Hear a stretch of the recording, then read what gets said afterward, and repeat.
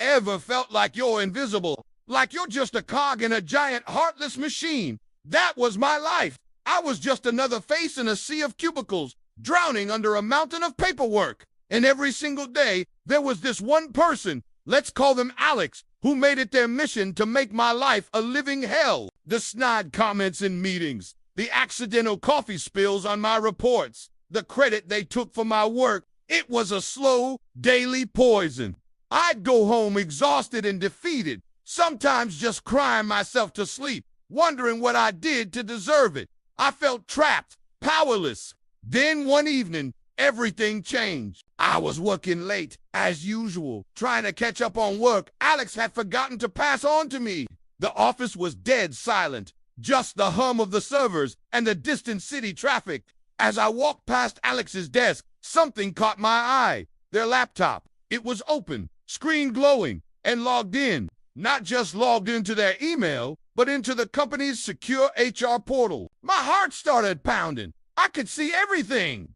Payroll, performance reviews, personal information. And right there, on the screen, was a draft, a resignation letter.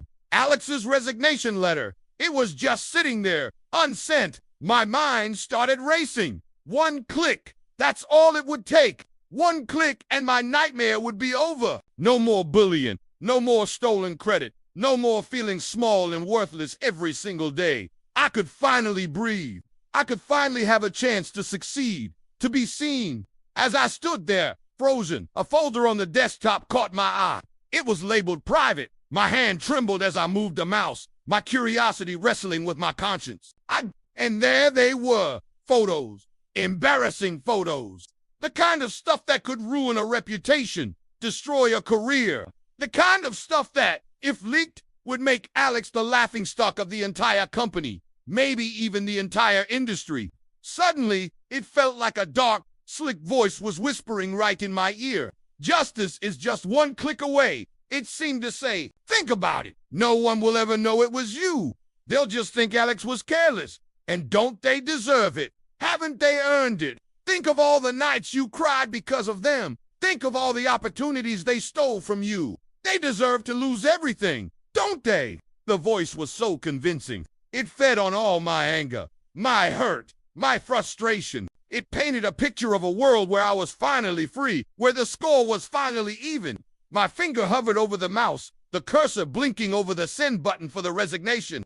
Then it moved to the folder of photos, right over the share option. This was it. This was my moment of revenge. All that pain, all that suffering, I could pay it all back right here, right now. The power was intoxicating. For the first time in forever, I wasn't the victim. I was in control. My whole body was tense. My breath was caught in my throat. I imagined the fallout, the office gossip, the shocked faces, Alex humiliated, packing up their desk. A smile started to form on my face. It was a cruel, unfamiliar smile. This wasn't me, or was it? Was this the person I'd become after all the bullying?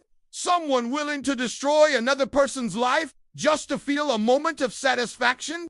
Just as my finger was about to press down to commit the act, a small notification popped up in the corner of the screen. It was an email. The subject line was, retest results. My eyes scanned the preview text. It was from a doctor. We need to discuss the latest results for your mother's treatment plan.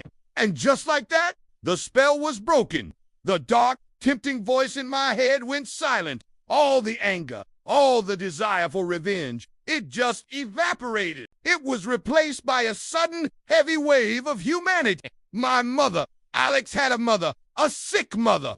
In that instant, Alex wasn't a monster anymore. They weren't just a bully. They were a person with a life outside of this office, a life filled with their own private pain, their own secret fears, their own battles I knew nothing about. Maybe the reason they were so awful at work was because they were crumbling under the pressure of what was happening at home. Maybe lashing out was the only way they knew how to cope, the only way to feel some semblance of control when their own world was spinning out of it. It doesn't excuse what they did. It doesn't make the bullying okay, but it changes things. It changes everything. Hurting them wouldn't fix the pain they caused me.